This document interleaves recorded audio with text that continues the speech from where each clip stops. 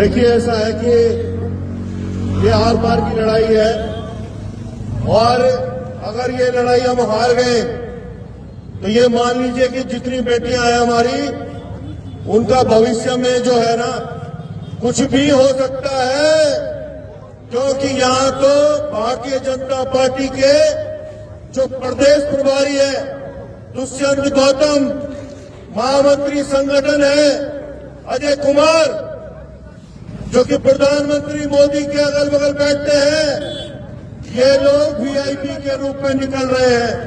और ये पता चल रहा है कि उत्तराखंड आकर ये हमारी बच्चों के साथ उनका शोषण करना चाहते हैं और इतना बड़ा शोषण कर रहे हैं जिसकी कोई इंतहा नहीं है, जिसकी कोई सीमा नहीं है। और अगर अभी भी हमारा जमीर नहीं जागता, पहाड़ियों का खून नहीं उबलता, तो फिर धिक्कार है हमें। इस बार ये लड़ाई आर पार की है, या तो ये वीआईपी रहेंगे या तो हम रहेंगे, या हमें कसम खानी पड़ेगी कि या तो वीआईपी रहेंगे या पहाड़ी रहेंगे।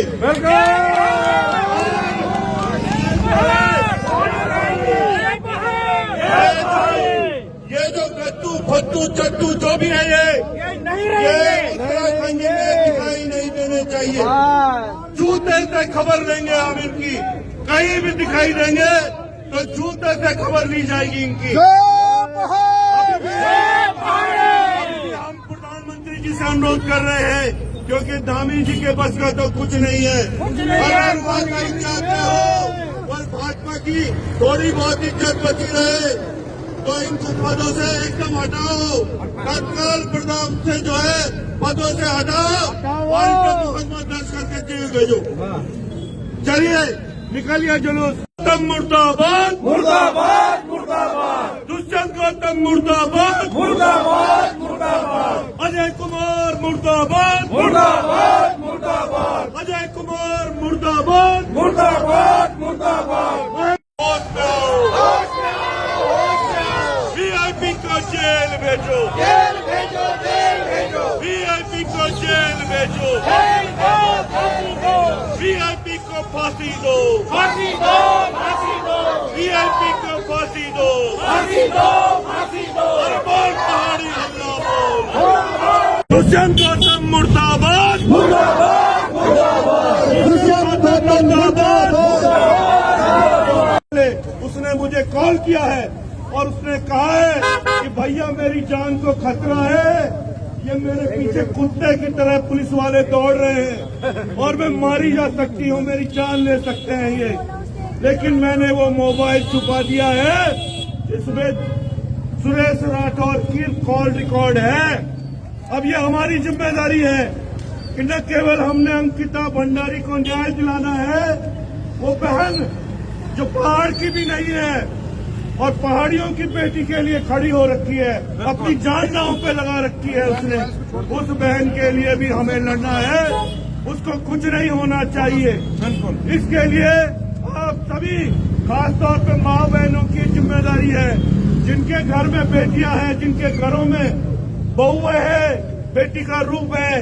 कल जरूर आप लोग, कल इतवार का दिन भी है, कल समय निकालकर 11 बजे आप परेड ग्राउंड पहुंचे। आपका जो ये सहयोग होगा ये स्वयं के लिए होगा, क्योंकि अगर अंकिता को न्याय मिलता है, उर्मिला सनोवर की जान बचती है, तो आप ये समझिए आपके घर में जो बहन बेटी है वो सुरक्षित हो जाएगी, उसकी एक गारंटी आपको मिलेगी। क्योंकि भाजपा के जो ये नेता है, इन्होंने भेड़िए का रूप अख्तियार कर लिया है। ये भेड़िए बन चुके हैं और इसमें कोई छोटे नेता नहीं, प्रदेश स्तर के, देश स्तर के बड़े बड़े नेता हैं। और जब ये भेड़िया बनकर उत्तराखंड की सीमा के अंदर घुस रहे हैं, तो पहाड़ियों का एक दायित्व है कि जहां कहीं ये भेड़िए दिखाई दे, इनकी जूतों से खबर ली जाए, इनकी जूतों से खबर ली जाए।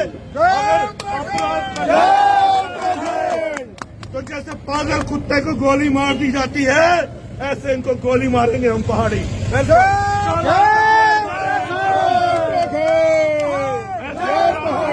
दिखाई देंगे तो गोली भी मारी जाएगी। साथियों, जैसा कि आप देख रहे हैं कि भारतीय जनता पार्टी किस तरह से बिल्कुल नंगी, कपड़े वस्त्र विहीन आपके सामने खड़ी हो रखी है। और ये सब अब आपके लिए सोचनीय विषय है कि बार बार जब मोदी जी के नाम पर आप इन्हें वोट दे रहे हो, किसी का ये प्रभाव है कि ये अपराधी जो भारतीय जनता पार्टी में घुस गए हैं, मोदी जी के नाम पर आपसे वोट ले रहे हैं, इनको आपने अब आगे वोट भी नहीं देना है। आपकी अपनी जो क्षेत्रीय पार्टी है जिसने राज्य बनाया है, ये पार्टी आपको न्याय दिलवाएगी, बेटियों को सुरक्षित वातावरण दिलवाएगी। ये मोदी आप जी हमारा साथ दें। और कल 11 बजे ये कोई केवल उत्तराखंड क्रांति दल का आह्वान नहीं है, ये पूरा समाज का आह्वान है। समस्त राजनीतिक दल भाजपा को छोड़ के उनका आह्वान है। अगर कोई कांग्रेस वाला है या किसी दूसरे दल का है और भाजपा का भी है अगर कोई और उसका जमीर जिंदा है, तो वो भी कल पहुंचे परेड ग्राउंड। धन्यवाद।